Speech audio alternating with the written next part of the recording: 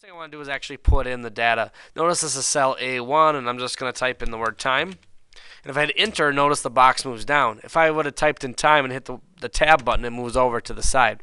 And in this box, I want to put temperature. So I'm going to type it in. And notice that the word temperature is actually too big for this column. So there's a bunch of ways to fix this. I'm going to go by the way that I like to do it, the way that might be the quickest. If I just move my cursor over to the middle of the B and the C, and notice it changes what it looks like. So if I just double click at the B and the C, and now it's resized the column for me. Okay, now putting in the time points. Let's say I took time points over 15 minutes. So I need the numbers 1 through 15 in here. I could actually enter all of them in manually. Like I'll put the 1 in manually, just type the number 1 and hit enter. But for the rest of them, now it might be quicker when you don't have many time points to actually put them in 1 through 15 manually. But there is a trick you can do, especially when you have a lot of points to put in. If I'm going 1, 2, 3, 4, 5, notice as I go down, every box is one number higher. Like right here, this should be a 2, so 2 is 1 higher than 1. If I go here, this box would be a 3. 3 is one number higher than 2. It's a pattern. So instead of me actually typing in the number 2 here, I'm going to type in as equals. And I'm going to click on the box above it that has the 1. And when I do that, notice it's putting in a formula for me here. It's box A2. This is column A, row 2. And this box should be whatever A2 is, but it should be one number higher. So I'm going to type in a plus and 1 and hit enter. And it put the 2 in for me. If I left click on that cell, notice it's got my formula back the way I entered it.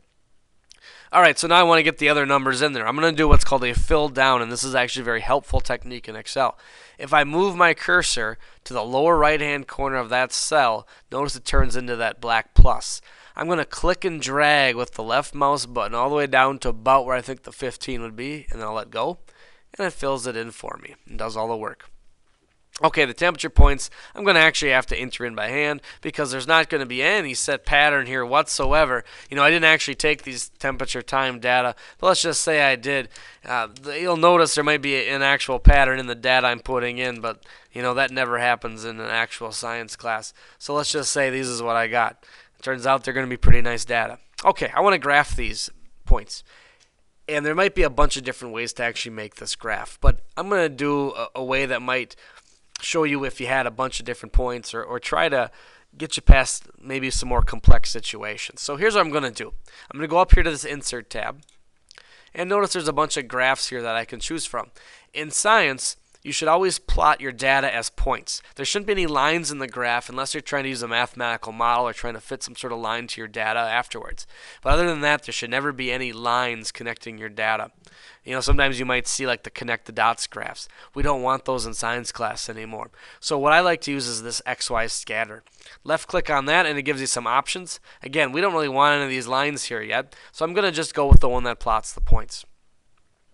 And what Excel did was it found all my data and stuff for me.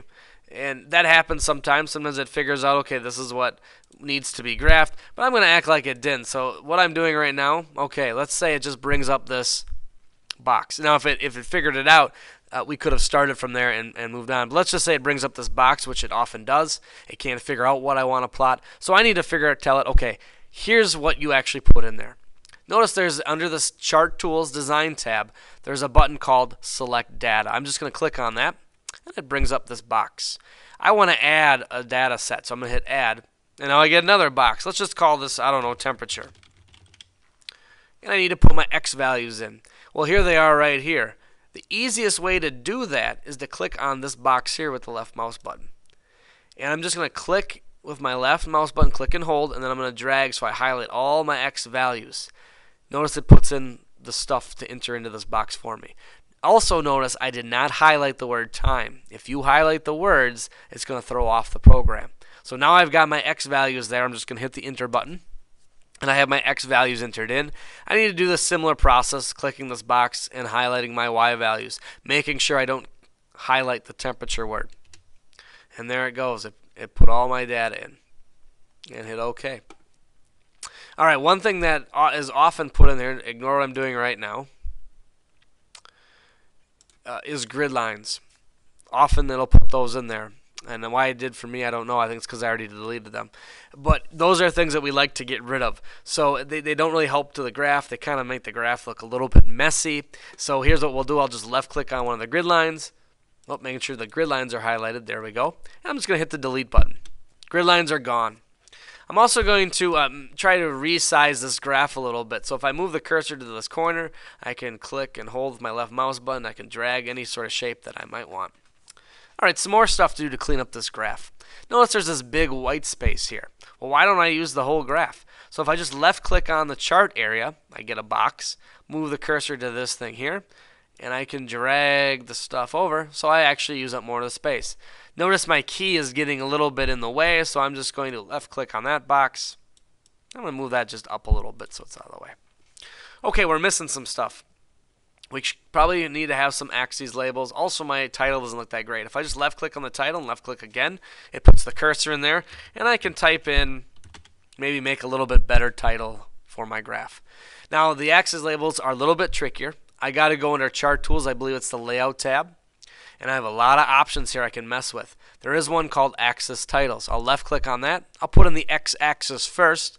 And I just click on title below the axis. I'm just going to type in what it is, and it's time. And I'm not going to forget to put in my units. I'll put it in like that. And I need to do the exact same thing for the Y-axis. I know there's several options here. I usually just like this first option here. And I'll type in temperature. And hit enter, and there you go. It put in my units. If you get fonts that are too small, of course, you could have that box highlighted. We can change the fonts to anything that we think might be a little bit better. Those are some things that we could do. Same thing with the numbers here. Speaking of numbers, I'm going to clean this up a little bit more. Excel has the habit of putting in regions that you don't necessarily need. My highest point's 100, and my lowest point here on the Y value is 30, I believe, at 30 degrees. So I don't really need this 0 to 20, and I don't really need this 100 to 20. I'm going to make this axis go from 20 to 100. So here's what I can do. I can left click on that axis, and while my cursor is there, I'm going to right click, and it brings up this format axis box. That takes a little practice, because if you click a little bit off, you got to left click on that axis. So under format axis, I have several options, but one thing I'm going to do is here's my minimum. It says it's auto at 0. I'm going to make it fixed at 20. I'm just going to type it in. And maximum, I'm going to make it fixed at 100. And that's going to make my graph look a little bit better. I'm going to use that space a little bit better. The other thing I want to do now is maybe add a line. So like I said, we don't normally have lines on scientific graphs. We don't normally play connect the dots, even though I gave you cooked up numbers. So this is actually going to connect the dots when I put a line in.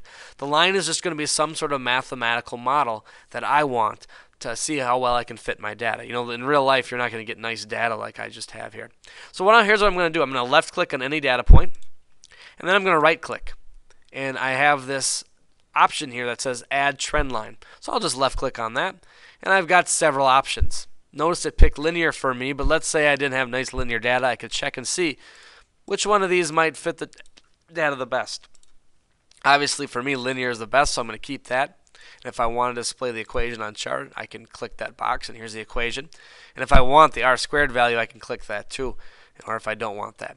So I'm going to leave the trend line in the equation as is, and I'll hit close. And I don't really care for this equation right now where it is. I'll move it a little bit. I'm going to make the font a little bit bigger so I can come up here and I can just click, making sure the box is highlighted. I can kind of see which one I like. Let's go with 11 point. And the other pet peeve I guess I have with Excel graphs is people leave this and they turn in this graph to me. I'm not plotting Y versus X. I'm plotting temperature and time. So I want to actually go in here and change this. So if I have the box highlighted, I can just left click on it once more and put the cursor in. Let me just erase this Y and type in what's actually on my Y axis, which is temperature. And let me go over to the X. What's actually on the X axis is time. And I'm going to put that in there. And Excel is not maybe the best graphs ever, but it's probably the easiest, and this is one way that we could have a nice cleaned up graph. The last thing that I don't really care for, this is a personal thing of mine, is in this key. Notice it says linear temperature. I don't like that. I'm just going to click on the key box, and I'm going to click on linear once more. Just hit delete, and that's gone. I can also increase the font size of this a little bit. And now we have a much better looking graph, and this would be good for your lab reports. Esta instrucción, por una instrucción que inserta into la tabla testados values, y queremos insertar muchos registros en la tabla testados. En la tabla testados tenemos un código y un nombre de estado. el código es de autoincremento y el nombre es un varchar. Ese varchar lo vamos a leer de una hoja de cálculo. En la hoja de cálculo, en la primera columna, pondremos los nombres de los estados que queremos agregar. Por fines nada más didácticos, yo voy a colocar ABC, CDE, EFG, GFE, 4 registros. Entonces los tomará este insert de las celdas 1, 2, 3 y 4 en la misma columna, es decir, las filas de la 1 a la 4, la columna 1. Recuerden que como es un dato de texto, se tiene que colocar una comilla simple, terminar la cadena de texto, ampersand, guión bajo, y después indicar de dónde se va a tomar el valor. Hoja 1.cells, la fila es una variable que la vamos a colocar ahorita en un ciclo, coma, y la columna es la 1. Posteriormente tenemos que concatenar el resto de la instrucción SQL, que cierra la comilla, cierra el paréntesis y termina la instrucción. Ahora, lo único que se tiene que repetir en el ciclo para poder insertar esos 4 valores es esta instrucción que cambie el comando al que queremos y la línea que ejecuta el comando. El if lo podemos incluir para verificar registro por registro si este fue agregado. Entonces agregaremos aquí un for. Va desde 1 hasta 4 porque son los 4 registros. Agregaremos tabulaciones. Se ejecuta la instrucción insert next y para terminar el ciclo for, y cambiaremos los mensajes.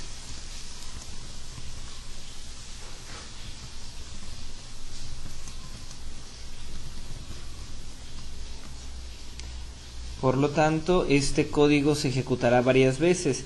Será común que se declaren las variables command y registros. Será común que se indique la conexión activa cuál es. Será común que se indique que es un texto. Pero se cambiará ese texto constantemente para ir tomando una por una cada una de las filas de la hoja de Excel. Se ejecutará el comando y se verificará la variable registros. La inicialización de registros a 0 se colocará también dentro del ciclo for para asegurarnos que resulta modificada de forma correcta después de ejecutar el execute y después es leída en el if. Ahora probaremos nuestro código. Vamos a guardar este archivo.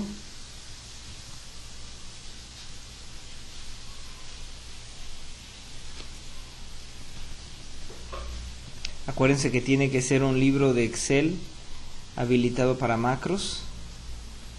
Y ahora oprimimos el borrar.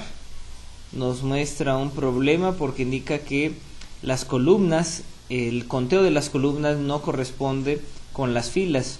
Si recuerdan, en la tabla T estados dijimos que había un campo llamado código de estado, que es un autoincremento. Entonces debemos de indicar que solo se va a insertar el nombre. De lo contrario, estábamos usando el formato de insert que toma todos los valores de un registro y los inserta, lo cual no es correcto. Guardamos y volvemos a presionar el botón. Dice registro insertado 1, 2, 3 y 4. Se insertaron los 4 registros, por lo cual hicimos correctamente la inserción.